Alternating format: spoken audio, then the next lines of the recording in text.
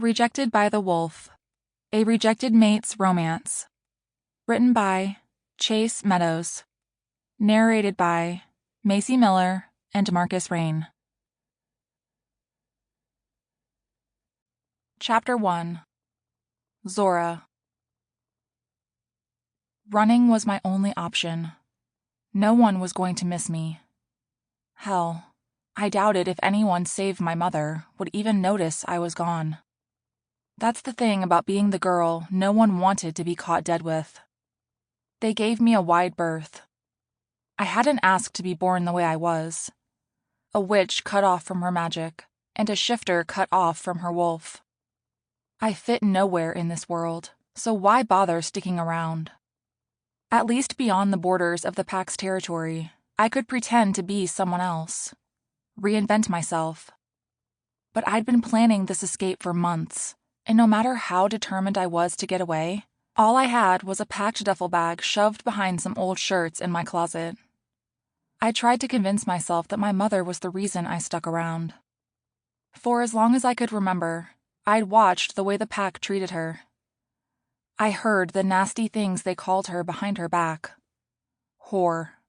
Traitor. I didn't understand why she stayed. There were other packs, more understanding alphas who wouldn't shun her or me for what we were. I hated that my mother's one night of indulgence had cost her everything. Maybe, if I'd been able to shift like everyone else, life wouldn't be so bad.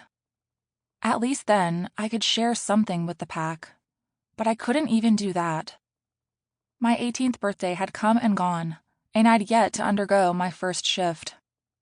That had just given everyone another reason to avoid me. Now, 2 years later, the wolf within still eluded me, and I was convinced she would never come. Maybe there was no wolf inside.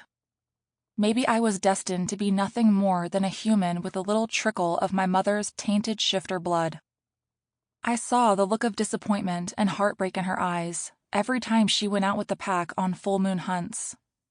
Whatever else they thought of her, they still allowed her to run when the moon called.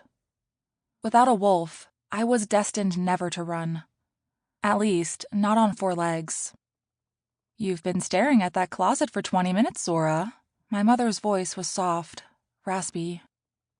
I turned to find her leaning on the doorframe of my bedroom. She thought she was hiding her illness from me, but I didn't need a wolf's enhanced senses to see the bags under her eyes, the weight loss. I couldn't begin to guess what ailed her, but I knew it was more than just... Sample complete. Ready to continue?